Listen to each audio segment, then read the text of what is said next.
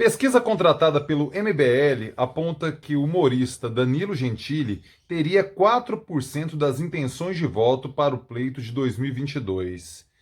Isso coloca num patamar ali de competitividade do mesmo tamanho de Luciano Huck, Dória, Mandetta, Sérgio Moro, nomes consolidados aí do cenário político eleitoral brasileiro, à exceção de Huck, evidentemente. O que isso quer dizer? Seria possível, seria plausível uma candidatura e, quiçá, uma vitória de Gentili em 2022? É sobre isso que trato no vídeo de hoje.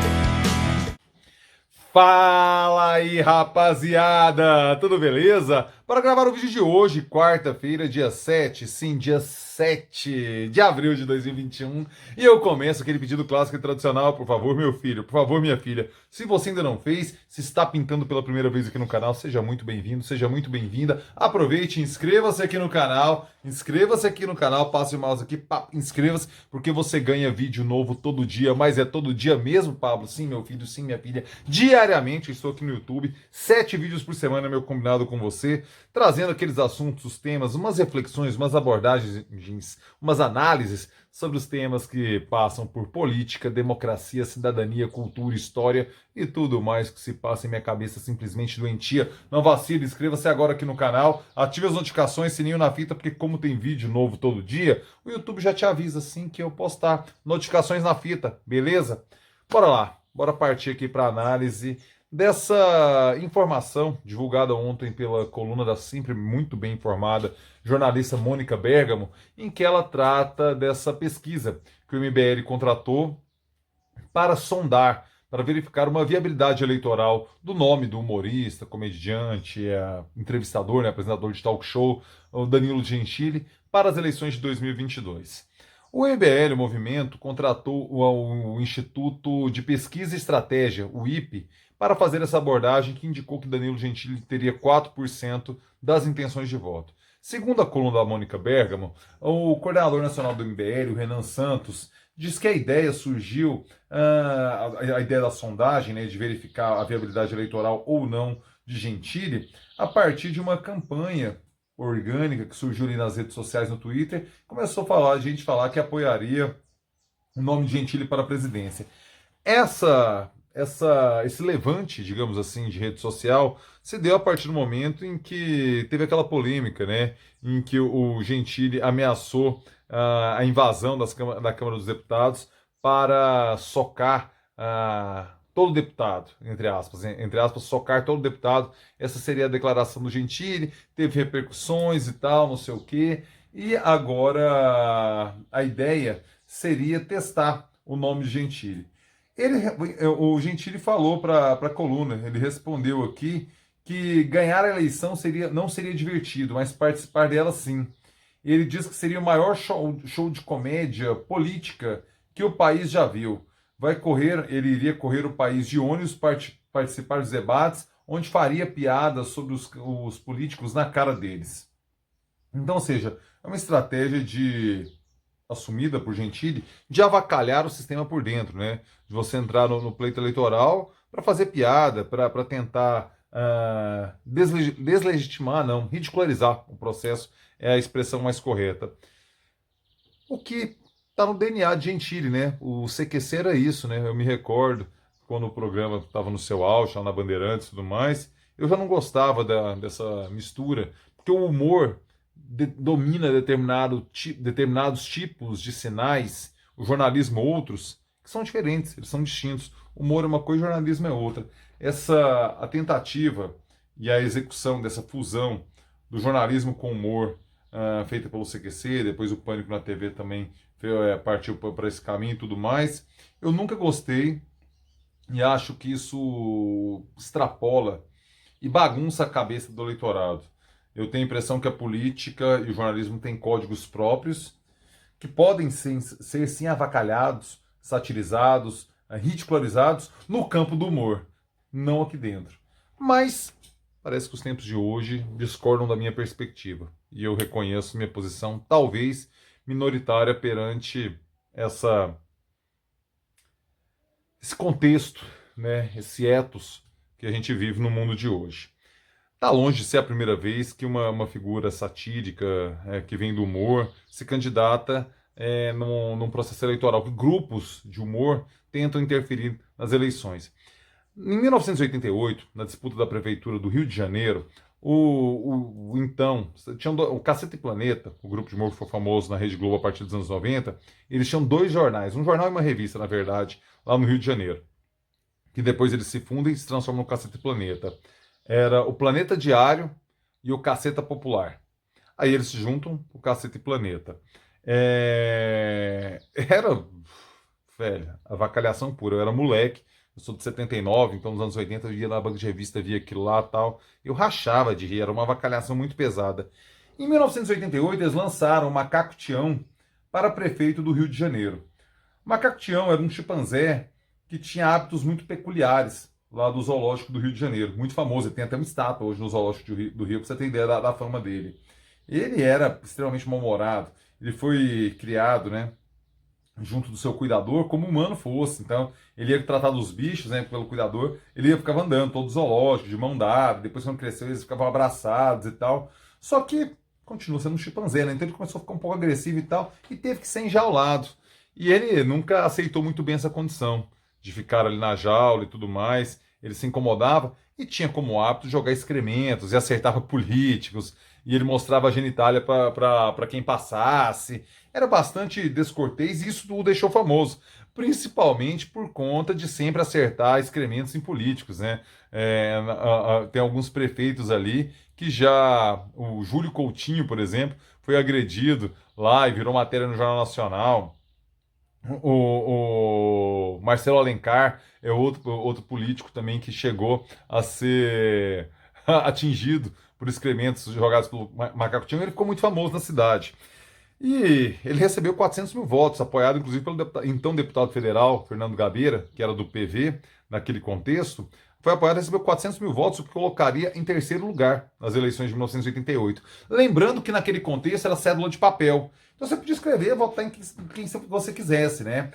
Hoje não acontece. Para anular o voto, você digita um número qualquer, né, na urna eletrônica. Naquele contexto, você digitava Macaco Tião e tiveram cuidado de contar, ele teve 400 mil votos, ficou em terceiro lugar, o Macaco Tião.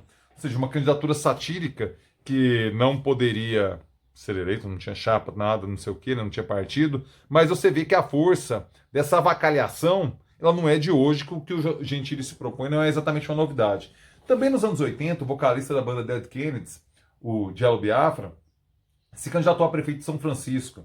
E a proposta original dele era que todos os políticos, a principal proposta, entre outras, né, era que todos os políticos fossem fantasiados de palhaço, porque já que aquilo era uma palhaçada, que eles fossem de palhaço para a Câmara e para a Prefeitura de São Francisco. Não venceu também, mas colocou. Mas a gente tem casos na história mundial de humoristas que entraram para avacalhar o processo e foram bem-sucedidos e foram eleitos.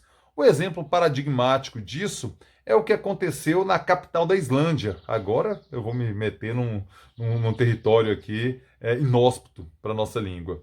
O prefeito John Gunnar, humorista, satirista, John Gunnar, foi eleito prefeito da capital da Islândia, Reykjavik,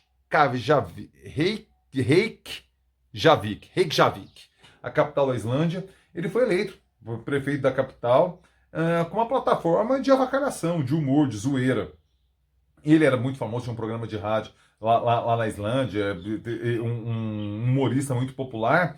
E ele funda um partido que ele bota o nome do melhor partido. A frase dele é ótima, assim. O meu partido não se chamaria melhor partido se não fosse tão bom. Mas partido médio ou pior partido. E eu nunca militaria num partido desses. Então, assim, ele cria um partido zoeira chamado o melhor partido e ele vence a eleição para prefeito, e é o segundo cargo mais importante da Islândia. Abaixo do primeiro-ministro é o prefeito da capital, um país pequeno, tal, muito peculiar, né, não só na Europa, mas como em todo o mundo, devido às suas características geográficas e devido à sua constituição social, antropológica. A Islândia é muito peculiar, mas veja você que ele chegou lá. Ele foi prefeito de 2010 e 2014. Em 2013 ele falou que não tentaria a reeleição e foi prefeito por um mandato. Em certa medida, decepcionou a população da Islândia porque não virou um governo convencional.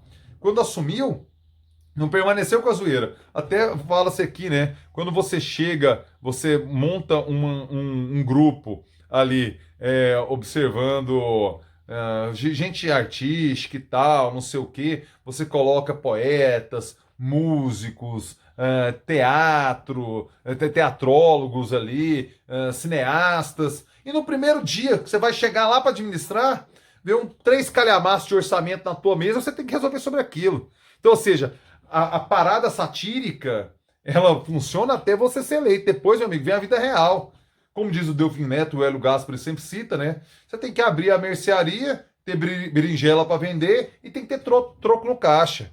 Esse é o nosso alerta sobre o governo Jair Bolsonaro. O discursinho, ele pode até ser eficaz para eleição, para administrar, não. Aí entra a vida real, é o orçamento e tal. E aí que o governo Jair Bolsonaro falha, porque ele foi muito convincente em relação ao seu discurso. 55% das pessoas, Gentili inclusive, votou nele no segundo turno.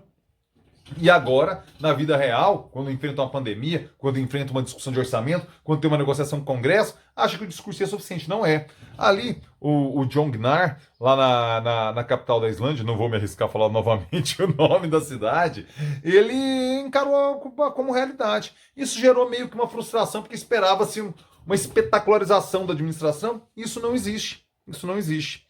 Então, assim, o Gentili pode até conseguir uma sigla para se candidatar, o MBL pode até vir apoiá-lo, que o Arthur Duval seria uma ideia para vice-presidente, para ele, candidato a vice e tudo. Não acredito que vá lograr êxito, mas caso ganhe, se não entrar numa normalidade de debater o orçamento, de abrir a mercearia, abrir a quitanda, tendo ali a berinjela para vender e o troco no caixa, transforma-se num governo Bolsonaro. Caótico, banal, a deriva no meio do oceano. Então, assim, o pleito do Gentili, eu tenho a impressão que não vai adiante, sabe? Assim, o sonho dele é o índice de 4%. Ele mostra muito mais o nível de conhecimento da população dele do que uma intenção de voto real, porque pesquisa eleitoral feita com essa distância do fato, ela revela muito mais o quão as pessoas conhecem aquela pessoa e o quão confiam nela do que realmente uma intenção de voto. Não é desprezível, 4%, é preciso colocar. É preciso ver se esse índice se confirma em outros levantamentos, se um Datafolha, se um Poder Data, se outros institutos confirmam. Eu tenho a impressão que nem vão colocá-lo, porque ali foi uma contratação específica para avaliar, para sondar o nome de Gentili que o MBL fez, né? Não tenho a impressão que os outros institutos nem vão colocá-lo, a não ser que Gentili se filie, que entre realmente para a pauta. Por isso que eu acho esquisito o Huck ficar sendo colocado aí, sendo que ele até hoje não largou sua carreira artística, sua carreira televisiva e não assumiu a política que partido ele é filiado, sabe? Uma coisa é um agente político tal qual o Bolsonaro, que não está afiliado a um partido por uma questão de circunstância ali de uma disputa interna com o PSL pelo caixa do partido. Foi isso que fez o Bolsonaro sair do PSL. Talvez até volte, né? Inclusive existe a possibilidade de voltar, existe essa chance deles reatarem ali os laços políticos. Mas o Huck nunca fez esse movimento, a não ser especular, a não ser participar de uma palestrinha aqui, palestrinha ali. Gentili teria que mergulhar nas águas turbulentas da política, que não são fáceis. Poderia fazer a zoeira por dentro, a avacalhação por dentro, como ele pretende. Ele é muito talentoso como humorista, isso é um dado inconteste. Mas não acredito que poderia ser exitosa, até porque ele assume que não quer, para a Mônica Bergman. E se vencesse, para ser bem sucedido de fato, teria que vestir o paletó da normalidade, tal qual aconteceu com John Gnar, eleito prefeito de, vou me arriscar, Reykjavik, saiu bonito, Reykjavik, a capital da Islândia. É isso, rapaziada. Quero saber a opinião de vocês. Por favor, comentário na fita. Deixe seus comentários. É importantíssimo para mim ver o que você pensa, cara. O que você reflete sobre os assuntos. Eu respondo todo mundo. Então, por favor, deixe seu comentário e deixe seu joinha. Pô, joinha na fita aí. Vamos lá. Curte o vídeo aí, porque é importante demais para mim a sua interação aqui com o vídeo. Não custa absolutamente nada para você, representa muito para mim. Por que não fazer? Joinha na fita. Lives do final de semana. Sexta-feira, vamos receber aqui, eu e André Rodrigues, na Tirem as Crianças da Sala, o jornalista, lendário da Bis, escritor, produtor cultural, Alex Antunes, era da banda Kira S, As Meninas que Erraram, e também recebo o Márcio Júnior, do Mechanics, figura lendária da cultura goiana, cineasta, professor universitário. Vamos recebê-lo para debater a pauta da semana, aqui, os assuntos pertinentes que rolaram na semana. Eu, André Rodrigues, Alex Antunes e Márcio Júnior. Sabadão, Morga Costa e Pulse. Talvez a gente já mude a arte, não sei como é que tá isso ainda, estou tentando aqui encaminhar. Mas sabadão, aqui no meu canal, a clássica live etírica do seu sabadão, beleza? Rapaziada, excelente quarta-feira para você. Espero os comentários e é nóis!